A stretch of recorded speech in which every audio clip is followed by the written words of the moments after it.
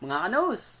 Welcome sa aking YouTube channel, Drinking Nose. I'm your barista, Aiko Agindiasto. And for today's episode 13, mga must-try drinks by Pretea USA.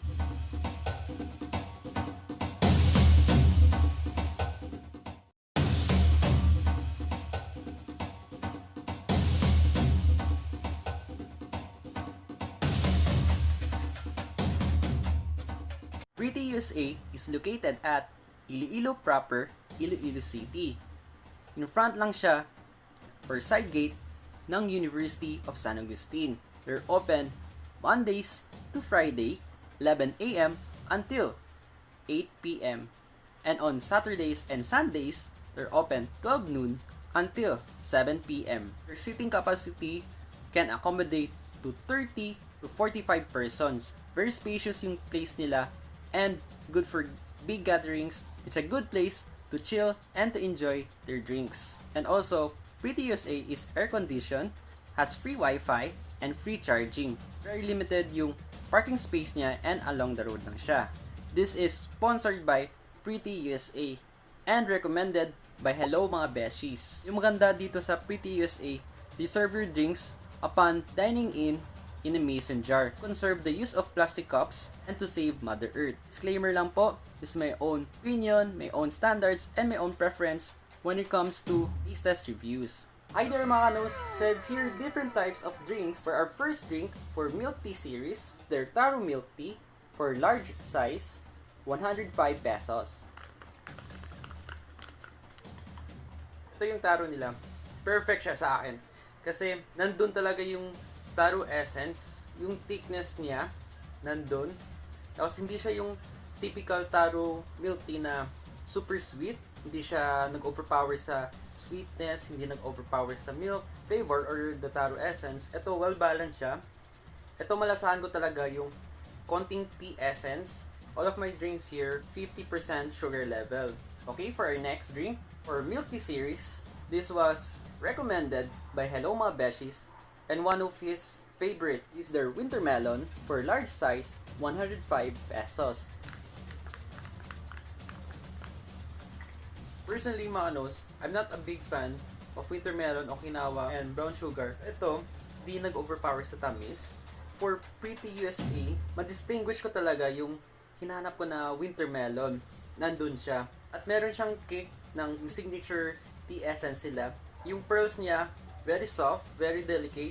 Same with Taro. For our next drink, under Yakult Mix, is their Lychee Yakult for 100 pesos, large size. Meron silang special straw para sa kanilang Yakult Mix or sa fruit teas nila.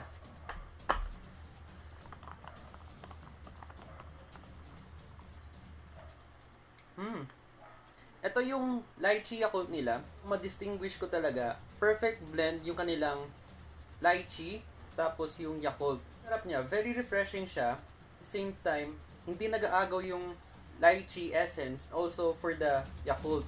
Perfect match sila. Next drink, under fruit teas, is their passion fruit, 100 pesos, large size.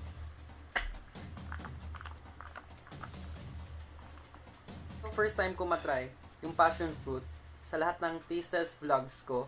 So, if you're not a big fan of milk tea, hanap ko yun ng something refreshing, something healthy. Very strong yung kayang taste. Pero in a good way na yan yung hinanap ko when it comes to fruit teas.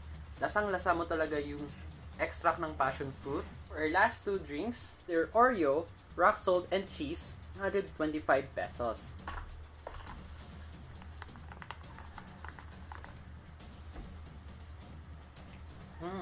Nagustuhan ko sa drink na to, I'm a big fan of Oreo. Ngayon ko lang na-try yung Oreo, rock salt, and cheese. So, malasahan mo talaga yung lahat ng flavors in one drink. Nandun yung presence ng Oreo, yung tamang lasa ng rock salt, at yung cheese, nandun din. Parang may nalasahan din ako na aftertaste na konting tea essence. Siya nakasawang inumin. Ang mauubos mo to ilang minutes lang or ilang seconds lang.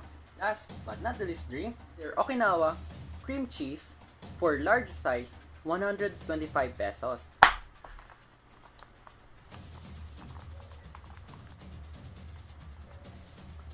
First time ko ma-appreciate talaga yung Okinawa. I'm not a big fan of Okinawa kasi matamis silang milk tea products or milk tea flavors. Surprised ako at the same time, na-amaze ako kasi malasahan ko talaga yung hinahanap ko na Okinawa tea essence. Yung sweetness niya, hindi siya sobrang tamis. Ito tamang-tama lang. Yung 50% na sugar level, nandun. Tapos yung cream cheese ng Okinawa for Pretea USA, hindi niya lalong enhance yung sweetness, pero lalong pinapasarap yung tea essence na malasahan ko talaga yung cream cheese na cream cheese. Kasi yung mostly sa ibang na try ko, medyo faint yung taste for their cream cheese. Pero ito, perfect na perfect siya. The pearls, very soft siya. Okay, for rating, for Taro milk tea, I'll give this a perfect 10. For winter melon milk tea, and recommended by Hello My Beshies, I'll give this a perfect 10. For passion fruit tea, I'll give this a perfect 10. For lychee Yakult, I'll give this a perfect 10. For Oreo rock salt and cheese, is a perfect 10. And for their Okinawa cream cheese, I'll give this a perfect 10. Thank you so much, Pretea USA, for all your efforts, your time, and for accommodating me to cover some of your best sellers and must-try drinks. Share ko lang mga kanos kasi nung nagsastart pa ako nung vlog or initial taste test sa face, na-try ko yung kanilang classic milk tea for small size. September last year, na-amaze kasi maliit yung cup nila or for their small size. Gusto ko talaga for the tea essence, for the right amount of sugar level, and for their pearls. Service, very fast, very accommodating, at very friendly sila. And before anything else, happy dinagyang sa mga kanos natin sa Iloilo. And also, Pretea USA maintains their good service, good quality of products, very accommodating baristas and managers. So thank you so much, Pretea USA, for allowing me to feature some of your bestseller drinks taste test vlogs. So thank you again, Pretea USA. I hope na hindi po to yung last na i-review ko yung mga products nyo. Hopefully you would invite me again soon. And also to thank Hello Mga Beshies for recommending most especially si Winter Melon, a must try sa kanila. So thank you so much, Pretea USA. Congratulations! Thank you for watching mga kanos. If you like this video, please do like and share it to one of your friends. And if you're new to this channel, please do subscribe and hit the notification bell icon for more updates and latest happenings from my Drinking Nose channel.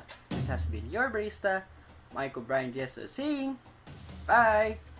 Happy dinagyang, mga kanos!